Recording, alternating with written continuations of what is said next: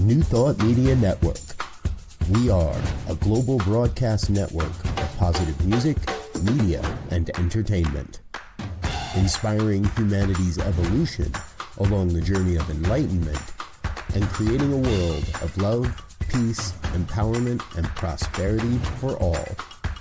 New Thought Media Network. Positively inspiring.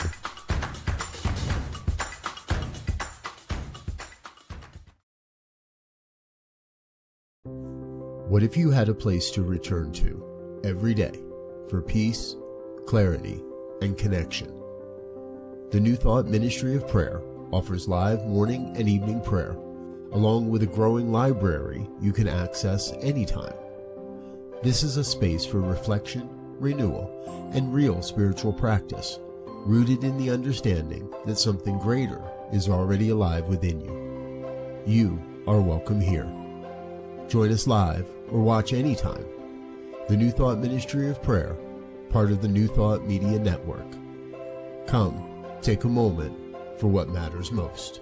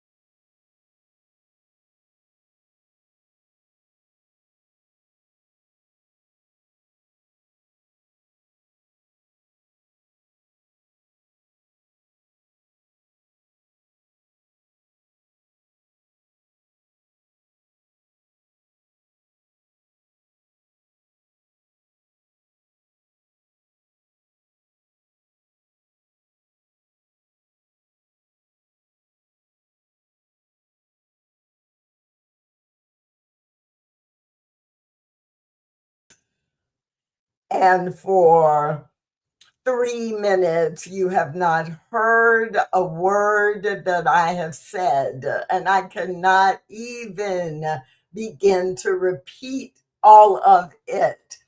Thank you, Anita, because I didn't realize that my broadcast was on mute. So, what are we talking about today? Oh, live broadcast. You just can't make this stuff up. Okay, so today on Inclusive Church, I am your host, Tracy Brown, author of Stained Glass Spirit, becoming a spiritual community where oneness does not require sameness. And on the show, we talk about what is it that makes us makes our spiritual communities inclusive. What do leaders in our churches need to do in order to not only commit to, but to embody inclusion? And today we're talking about the impact of artificial intelligence, AI. And I'm not an expert on this, but I believe I have some opinions, and I know I have a lot of questions. And so we're going to dive into just exploring the topic AI and divine mind, or AI and our inclusive churches. So let me start with a prompt that I put into the internet search engine, which of course then used AI to augment the response. My search prompt was this: is there danger of AI affecting New Thought spirituality? And actually, I didn't expect to get a good response. I had like 4 prompts ready to go a little bit deeper. But I just stopped at the first one because this was the response. Yes, AI presents significant risks to New Thought spirituality, for example, unity, science of mind, and general manifestation practices. The core danger lies in outsourcing personal spiritual intuition, self reflection, and inner truth, the very pillars of New Thought, to algorithms that are inherently materialistic and biased. The primary risks include erosion of intuition, materialistic conditioning, homogenation of beliefs, confirmation bias and echo chambers, displacement of community. And I may share more of what it says about each of those things, but it goes on to say, while AI can be a helpful tool for organizing ideas or quickly summarizing historical spiritual texts, relying on it as an ultimate authority directly conflicts with the foundational New Thought premise that the ultimate power lies in the individual. Wow. Now, I really didn't have any idea. I didn't anticipate what AI might tell me. When I decided to go with this topic, I was thinking of a couple of examples that I've recently run into. And one of those examples is there's such a proliferation on YouTube, especially Spotify, also, wherever you're getting music, but on YouTube especially, there has been a proliferation of really huge increase in the last year of artists who are actually AI, they're not AI created artists, and all of the music or all of the affirmations are also AI created. So, for example, let's say that I've written a lot of affirmations in my time, and let's say I wanted to create, and I actually, one of the reasons this stood out for me was because I was thinking about creating a YouTube channel that was made up of collections of affirmations, and and I was thinking about doing that, and so I went to YouTube to look for who might already be doing that. And, I already had affirmations that I have in my playlist, collections of affirmations in my playbook and playlist. And I thought, maybe I could do that. And so I'm looking and many, I almost could say most, but I will say right now, many of the YouTube channels I found that were based on affirmations were clearly, the videos were animated characters, AI created, and their affirmations were over AI created music. And I just found it fascinating. I wasn't offended by it. I just found it fascinating. And I thought, oh, I also could do that because I know how to use AI music and AI video creation. But I just hadn't thought to do that with directly spiritual content. And I still will probably do it using affirmations that I write and using music that I paid royalty for as the underpinning music. But who knows? Maybe I will do some of that and some of the other. But it did get me thinking, like, wow, what would happen if everybody just put into AI, write me 31 affirmations on health and fitness, and then put that list of 31 or took them one by one created and let the AI do it all. Is it cheating, or is it using the available technology as a tool? The same thing with musical artists. There are more and more songs being shared with me by other people. And they're like, oh, you're going to love this song. It's spiritual, right? And it's about this theme. And then I go watch the video, and it's an AI created video and an AI created song. And a couple of weeks ago, I was in a conversation, and it wasn't a debate, really was just a conversation about who do you attribute, right? If it's an AI, it's a YouTube channel, and the artist is named, I don't know, let's just make up a name. The artist is named Bill Davidson. And there's a write up about Bill Davidson, and putting out spiritual music.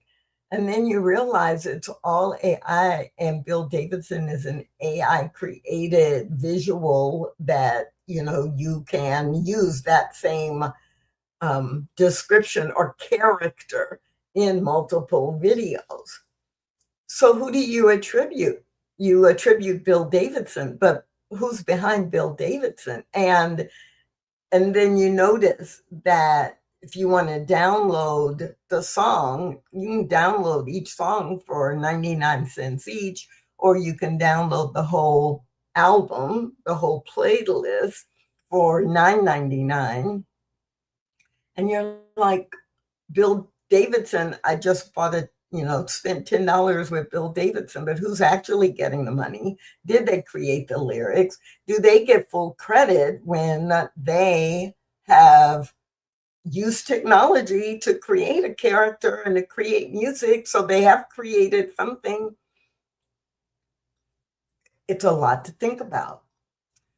Now, I want to think about it not just from a moral perspective, which is the conversation I was in a couple of weeks ago. Who do you attribute, and is it morally correct, ethically, maybe is a better word, ethically sound practice? But this is the inclusive church. So we're going to also talk about it from the perspective of, if you can say, in my spiritual community, we have made a commitment to be inclusive. And our music director had this idea of taking a song that we sing all the time on a regular basis and putting it into an AI platform that creates music and videos. And our instruction was to take this song, and which people have liked for a long time, create a new song with the same thing using reggae, contemporary reggae music. And so the AI writes a new song with the same key message, but different lyrics and different music. So the original song was just used as kind of here's the theme, and we want something with the same message, but we want a completely different song. Because we have a lot of people who love reggae music, and we want to bring in more people from the community that we know loves reggae music. Wow. Is that brilliant? Is that divine mind in action? Or is it cheating?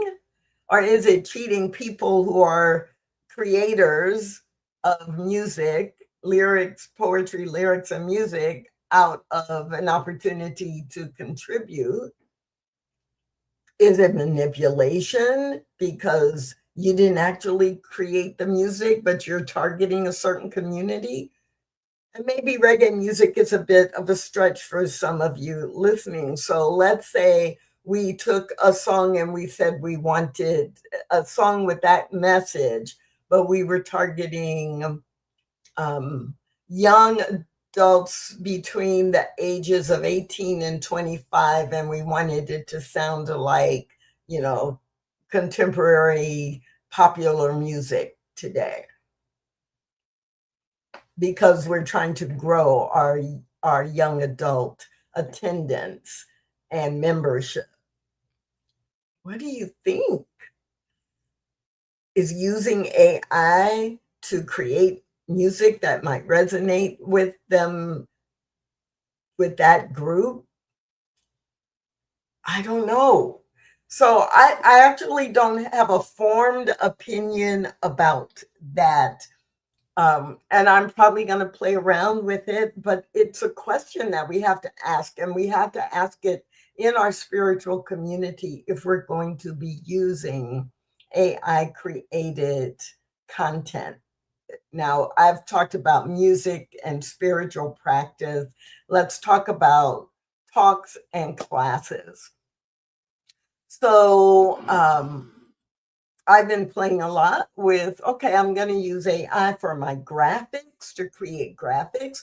But even with that, I sometimes have thought about, well, so 5 years ago, how would I have created my graphics? Now, for me personally, I can say 5 years ago, I would have been spending hours and hours on Canva, putting different pieces together. I might have for certain big events, I might have hired a freelancer on Fiverr or someone who works for me on a retainer. I might have paid them to create the graphics. But that wasn't my norm. That might have been 10%, and 90% I created them myself. So it's not too unusual for me to use whatever tools and technology are available to kind of be creative and come up with the kind of graphics that I want. So I've been using AI and testing this out, and how does it feel? But it's the same question as with music or spiritual practice affirmations in terms of who do you attribute? When can I put my name on it if I have kind of turned over a lot of the creative elements?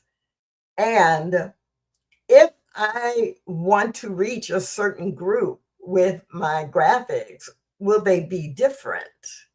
So I did some graphics about a month ago in preparation for Pride Month. And of course, in the prompts, I specifically talked about, this is for Pride Month. I need a slide, introducing Tracy Brown, and it's for a presentation to PFLAG and I really, want the graphics to reflect Pride Month and blah, blah, blah, blah, blah, blah. And I created it, but I didn't create all of it. So, and I was specifically using it in order to create a graphic that was effectively tailored to a specific audience that I was serving. So I don't know what the answer is. So let's look at one more aspect of this. And this, well, let me summarize where I think AI can be really good at where we are in 2026 with AI. I think AI is really good and effective and appropriately used for research, like me putting in the prompt about what are the dangers of AI affecting New Thought spirituality. It's going to go out and look at a lot of things. But if I were then doing an actual talk based on what came up, I would not be just quoting this, as the brain dump. I would be reading it. I would then be going and verifying some of the information, seeing if there are other sources. I would be asking what was the source for the information, just like I would verify any other research method. If I went to the library and found a book, I would either attribute the book and quote a line or two, or I would make note of the 3 or 4 things that really stood out for me, and then I would go and look in other places to corroborate that information before I made it my own or included it in my talk. And so I think AI in that sense is really good. I think AI can be used effectively if you are giving a talk or if you are teaching a class, not just for research information, but also if you are wanting to create a series, for example. If you are wanting to do some in-depth and you want some ideas about how you might structure it, and or if you are marketing in your spiritual community, and I hope you are, you could use AI to outline or to present a marketing plan or the top 10 elements that you might include in a marketing plan targeting a specific geographic area or a specific identity group. But then again, once you had that base level of research, the danger is, do you just follow it or do you use it as a jumping off point. I think you should use it as a jumping off point, not as a finished product. So, what are the dangers? What are some of the things that I think are red flags? Although we really are having to face these right now, red flags and landmines. So, you may have seen, as I have every day, I see dozens. If I'm on my computer that day, I see dozens of examples of people who are in sales or people who are teaching, and you're seeing a clone of them present information or invite you to their webinar. And I admit, I haven't done it yet, but don't be surprised if I do it this summer, like within the next 90 days, because I want to play with it and see what happens. And I expect that I will use it to deliver content that I have written, maybe affirmations, maybe lead a spiritual practice. At the same time, I see the potential danger in that because, like right now, I'm presenting to you live. If you put a question in the chat or in the comments, I'm going to see it. I'm going to adapt to it. When I'm teaching the Science of Mind class on New Thought Media Network, the Saturday morning Science of Mind, there's an interaction element. And I do know that there's a lot of sophistication, even with the clones, that can deal with that kind of interaction live.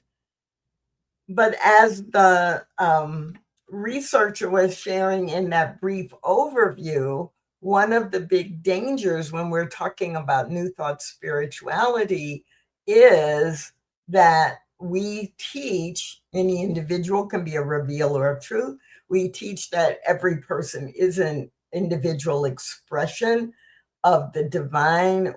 A lot of what we teach about intuition and internal revelation of spiritual truth, it's like, do I want to trust that to technology and to the algorithms?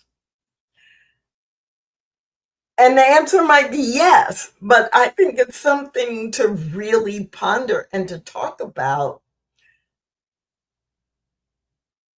One of the no-nos or red flags that I have imagined, but I haven't seen it yet, but I have imagined that, okay, so if you're watching this show and you're familiar with New Thought, there is a really good chance that you know who Michael Bernard Beckwith is.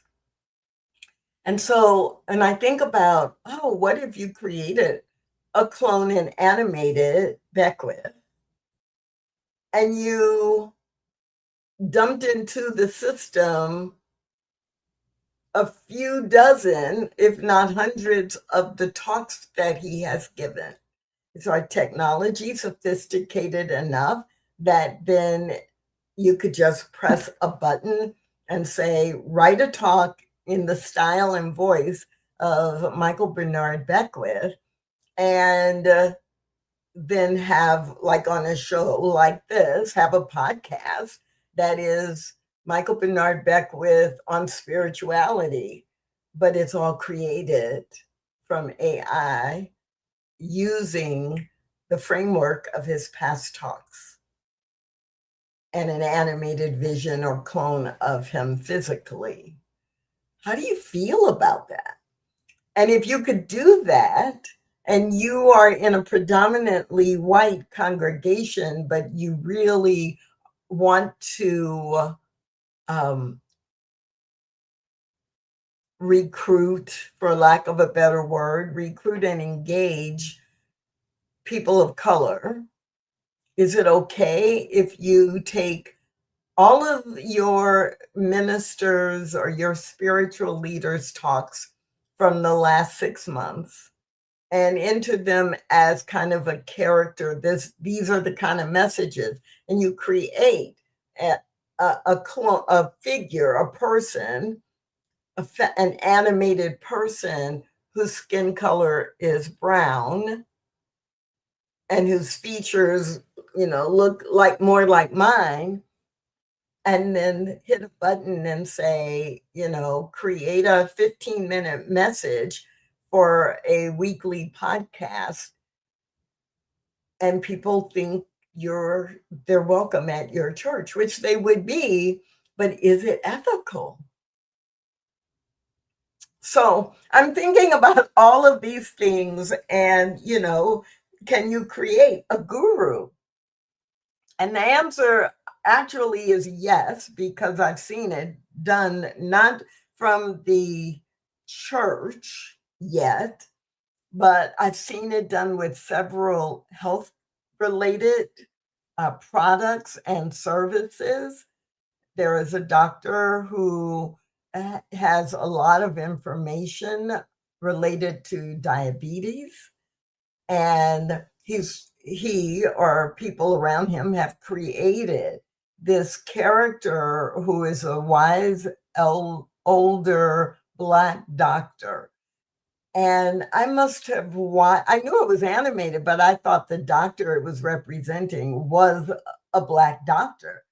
And I must have watched